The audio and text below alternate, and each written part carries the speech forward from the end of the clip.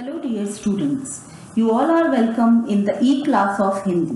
Students, आज की हमारी क्लास में हम हमारी पाठ्य पुस्तक का 14वां पाठ पढ़ेंगे जो है सुभाष मानव सुभाष महामानव, जिसके लेखक हैं माखनलाल चतुर्वेदी। राष्ट्रीय भावधारा के कवि एवं लेखक माखनलाल चतुर्वेदी का जन्म होशंगाबाद में हुआ था।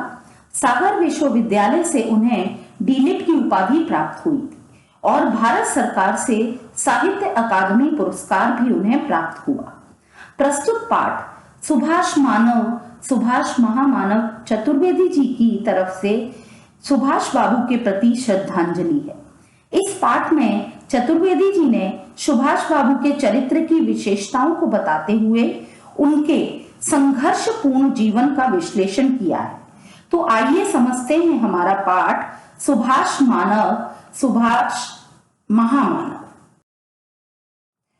यहाँ माखनलाल चतुर्वेदी जी कहते हैं, सुभाष चंद्र बोस जब भारत से गए तो लोग कहते थे कि वे बीमार हैं और घर से बाहर नहीं निकल सकते, जबकि वे घर से तो क्या देश से भी बाहर चले गए।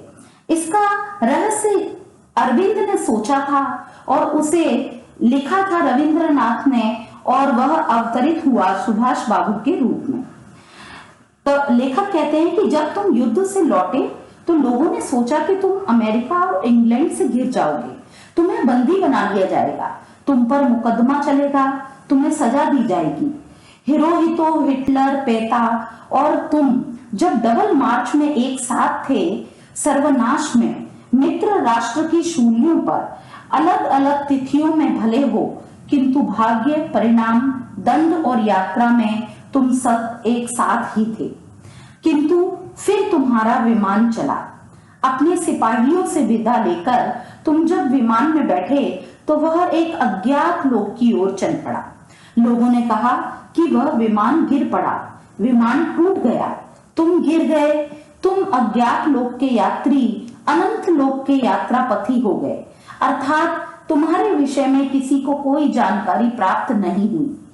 तुम्हारी मृत्यु के समाचार से कुछ लोगों के जी में कांटा चुभ गया, उन्हें बहुत दुख हुआ, किंतु कुछ लोगों के जी से कांटा निकल गया, उन्होंने राहत की सांस ली।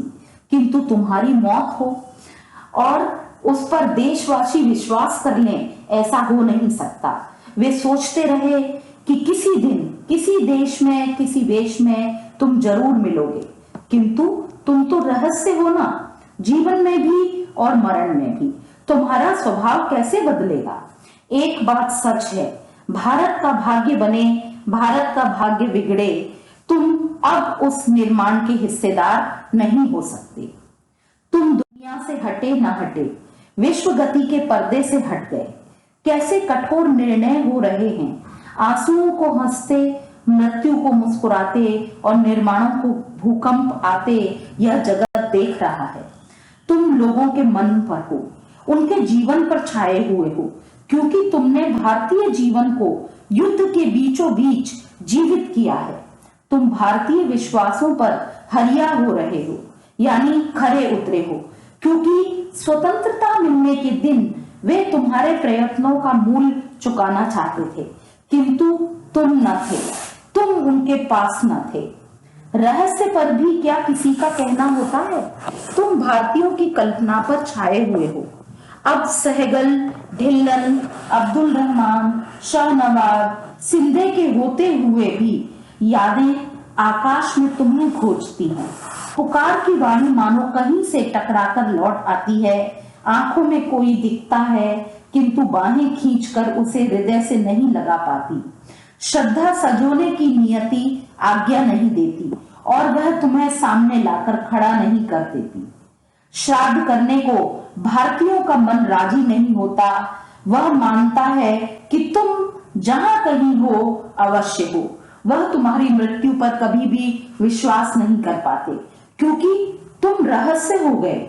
इस देश के सामंत, वीर, योद्धा और बलिदानी प्रायः रहस्य होते आए हैं। वे अपमानों के अनंत सामर्थ्य से अपने अपनाते हैं और वरदानों के समय रहस्य हो जाते हैं।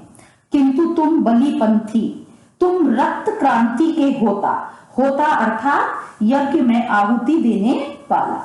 तुम सेनानी, तुम सिपा सालार, सिपा सालार सेना नायक।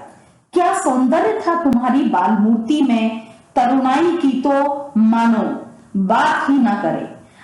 तरुणाई में तो तुम अनब्याही हुलसी फिरे, ब्याही मीड़े हाथ। यहाँ पर तुम्हारे सौंदर्य के बारे में कहा गया कि जैसे किसी लड़की का विवाह ना हुआ हो, वो तुम्हें देखकर बहुत हर्ष और एक इच्छा लेकर मन में घूम रही हो, और जिनका ब्याह हो गया हो, जिनकी शादी हो गई हो, वह तुमसे विवाह ना हो पाने के कारण हाथ पछताती हुई, हाथ मलती हुई घूम रही हो। ऐसा तुम्हारा सौंदर्य था और ऐसी सबकी दशा थी। तलवार लेकर तबीयत पर आने वालों की अथवा तलवार वालों की तबीयत पर बाग बाग होने वालों की। तुम्हारे आसपास नहीं, तुम्हारे पास बेदाग बहादुरी मानो अनदेखा सा अनहोना बनकर देखने वालों को अचंभे के जादू से भरे उल्लास बांटती रहती थी। और बंगाल में तो मानो नैनों के बंगलों में तुम्हें सैनों से बुला लेंगे। इसका अर्थ होता है कि वहां पर रहने वाले लोग कहते हैं कि सुभाष बाबू का सौंदर्य ऐसा था कि लोग उन्हें अपनी आंखों रूपी बंगलों में इशारों से बुला लेना चाहते थे, और पलकों की चिकडाल पिया को पुतली पर सुला लेंगे, और जब वो नैनों में प्रवेश करेंगे तो आंखों की जो पलकें हैं उनके पर्दे डालकर उन्हें अपनी पुतलियों पर ही सुला लेंगे, अर्थात उन्हें कभी अपनी आंखों से बाहर नहीं जाने देंगे। बिना कहे कहती रहती है, अपनी कीमत अमीरों से भी अधिक कूटने वाला प्रेम बोलता नहीं है, अर्थात अपनी कीमत कभी लगाता नहीं है। बड़े महंगे मोलों की थी तुम्हारी यह मनमोहनी मरण न्योती मस्ती। सुभाष बाबू की जो मस्ती थी वो लोगों को घायल कर देने वाली थी और सबका मन मोह लेने वाली थी। बंगाल के लाडले तुम अपने आप क्रांति पथ पर नहीं आए थे, तुम्हें तो खोजा गया था। प्रबुद्ध लोगों में देशबंधु दास ने प्यार करने वाला और खोजने वाला मानो सब तुम्हारे ऊपर निहाल हो उठे। जब उन्होंने देखा कष्ट सामने आने पर तुम और अधिक कष्ट मांगते थे, और त्याग करने पर तुम और अधिक त्याग के लिए बेचैन हो उठते थे। तुम कष्ट को जोड़ते थे, त्याग को गुणित करते थे, और रहस्य मानो तुम्हारा स्वरूप ही नहीं स्वभाव भी था। कवि लेखक कहते हैं कि तुम्हारी जीवन यात्राएं सदा विचित्र रही। तुम चले थे आईसीएस का इम्तिहान देने, अपने ही भाइयों को गुलाम बनाकर विदेशी हुकूमत करने वालों की बदजात से मिलने, और पहुंच गए CR दास के क्रांतिकारी में, जहां अपने ही भाइयों को जन देवता मानकर उनकी पूजा की जाती, मानो रक्त का टिकट लेकर देश सेवा के अग्निपथ में स्वर्ग पहुंच गए। इसी तरह तुम प्रस्तुत थे देशभक्तों के साथ किसी ब्रिटिश जेल में युद्ध काल बिताने के लिए, और पहुंच गए थे युद्ध के बीचों बीच ब्रिटेन के शत्रुओं को मित्र बनाकर युद्ध की सेना के सिपा सालार और भारतीय स्वातंत्र के प्रथम वाइसराय कहलाने। फिर मित्र राष्ट्रों के जीतने पर अपने सिपाहियों से विदा लेकर तुम चले गए किसी सुरक्षित स्थान की ओर, जहां से तुम वज्र की शक्ति बनकर भारतीय राष्ट्र के शत्रुओं को मजा चखा सको, और विमान टूटने से तुम पहुंच गए अनंत के लोक में, जहां देवता तुम पर पुष्प वर्षा करें।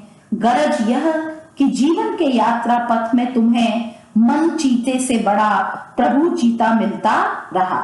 मन चीता यानी अपने मन के अनुसार चलने वाला, और प्रभु चीता अर्थात प्रभु के अनुसार चलने वाला।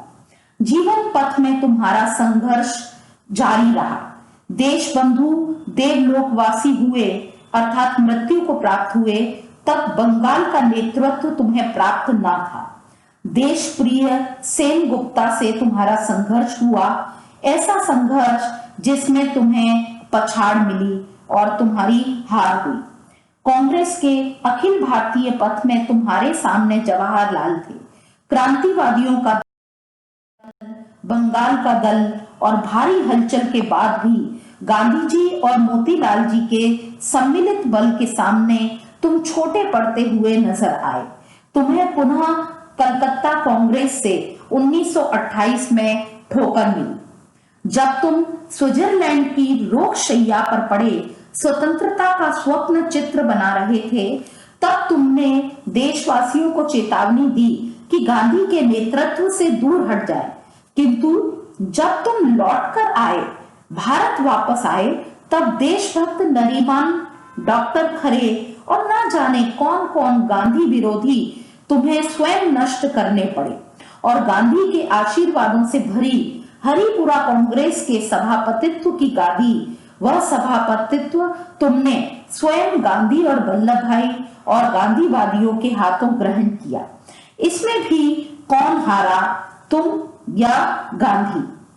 फिर डॉक्टर पट्टाभी से लोहा लेकर गांधी जी को पीछे ठेलकर तुमने त्रिपुरा कांग्रेस की गद्दी जीती। कितनी कटुता, कितनी भर्त्सना अर्थात कड़ी निंदा और कितने इल्जामों के बीच 103 बुखार में भी कोई इल्जाम तुम पर भारी न पड़ा। किंतु तुम्हारी जीती हुई गद्दी पर राज किसने किया? यहां भी तुम्हारे सामने कठोर संघर्ष था, तुम्हें हारना पड़ा। कलकत्ता तुमने कांग्रेस की गद्दी छोड़ दी।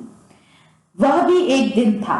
तुमने सोचा, तुमने ठाना, तुमने शुरू किया कि कांग्रेस जैसी एक समांतर बलशालिनी संस्था का निर्माण करोगे और मेल किया कि फजल उल हक से, जो तुम्हारे बाद लीग के जहर से बंगाल को भूखा मारने और दंगों में भूल डालने में सफल हुआ। किंतु तुम गांधी के साथ जेल में बैठकर माला जपने के लिए तैयार न थे। तुम युद्ध को प्रभु द्वारा प्राप्त स्वर्ण संधि समझते थे और भारतीय आजादी के लिए उसका उपयोग करने के लिए तुम इतने निश्चिंत थे कि प्राण जाए तो भी तुम वह अवसर छोड़ने के लिए तैयार न थे। ऐसे निश्चय के लोगों के भाग्य में फूलों की शैया कभी भी नहीं होती। उनके गले में फूलों के हार विश्व के सुगंधमान अस्तित्व की क्षणिकता के सिवा और क्या व्यक्त करते। तुमने अपनी दृढ़ता को कभी भी अवसरवादिता की गंदी चादर से नहीं ढका, अर्थात जो भी अवसर तुम्हें मिले तुमने उनका फायदा कभी नहीं उठाया। बड़े तुम्हारी पूजा के पात्र थे, यानी तुम बड़ों को हमेशा सम्मान देते थे। तुम्हारा पथ भंग करने का हकदार कोई नहीं था और तरुण तुम्हारी सेना के सिपाही थे। माता का कुर्बान करने की हवन सामग्री थे। तुम्हारे प्यार, दुलार, रोमांस और चुंबन में से कुर्बानी के यज्ञ धूप की सुगंध हमेशा आती थी और सिर उतारने के लिए रक्त बिंदु उनसे गिर उठते थे। पुलिस का कितना पहरा था।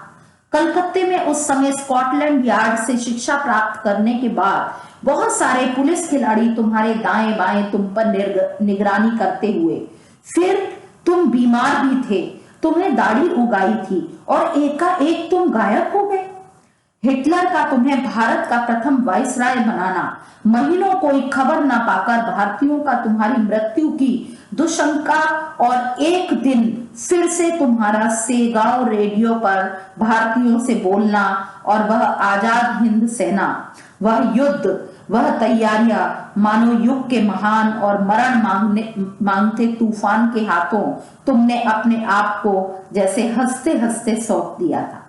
और एक ब्रिटिश युद्ध की जन युद्ध कहलाने वाली देशघातक देश में कहने लगी, वह तुम्हारे विषय में ऐसा कहा जाने लगा कि तुम जापान के एजेंट हो गए हो। देशघातकता जो खुद जापान के महान पड़ोसी के हाथ रेडियो और नारों पर बिक चुकी थी, किंतु तुम थे कि जमाने की छाती पर लिखे अपने सुनहले नाम को अपने हाथों मसलकर मिटा देने के मूल्य पर अपने को संकट में फेंक चुके थे कि सिर्फ और सिर्फ भारत तू आजाद हो जा। और आज तो सब तुम्हारा गुणगान करते हैं। तुम्हारे सिपाही भारतीय सेना में ले लिए गए। तुम्हारा जय हिंद का नारा भारतवर्ष और भारतीय सरकार का नारा हो गया और स्वर्गीय शरद बोस ने स्वर्गीय सरदार को श्री को गले मिले और उन्हें भारतीय मंत्रिमंडल में जगह भी मिली।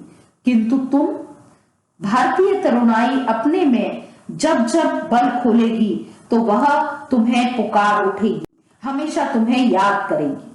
एक भारतवासी, सिर्फ एक भारतवासी ने अपनी सब संपत्ति तुम्हारे नाम कर दी थी। वे थे सरदार पटेल के ज्येष्ठ भ्राता श्री विठल भाई पटेल। इतनी शक्ति कौन अपने में संचय करेगा? यदि भारत को आजाद रहना है तो सुभाष की ताकत अपने में रखने वाला सिपाही, सिपा सालार, सेनानी ही उसे आजाद रख सकता है। और यदि आज सुभाष किसी ओर से आ जाएं, तो वह अपनी स्त्री और पुत्री के साथ महान गर्व की वस्तु होगा। किंतु वह पूजा पाएगा? प्रलय का चार्ज तो उसे अपने किसी नौजवान को ही समर्पित करना होगा। उनकी अनंत असफलताएं और मोद भरी अगणित सफलताएं भारत को संपूर्ण सफल बनाकर गौरवमयी हो गईं। क्रियाशील, स्वप्नदर्शी, भक्त और साधक जब अपने संकल्पों को समर्पित हो संघर्ष पर उतरता है, तब वह उस व्यक्ति की असफलताएं समाज और समूह की सफलताएं बनकर देश के रक्त में लौटती हैं, देश के रक्त में बहने लगती हैं। तो ऐसा महान और संघर्षमय जीवन था सुभाष चंद्र बोस का, जो कि पूरे देश और देशवासियों के लिए ही नहीं बल्कि पूरे विश्व के लिए रहस्य बनकर जीते रहे और मृत्यु में भी रहस्य के रूप में ही रहे। तो स्टूडेंट्स, आई होप कि आपको ये चैप्टर समझ में आया होगा। आपको इसके 1 लाइन 2 लाइन आंसर्स के साथ लॉन्ग आंसर्स को अपनी नोटबुक में लिख लेना है। Thank you.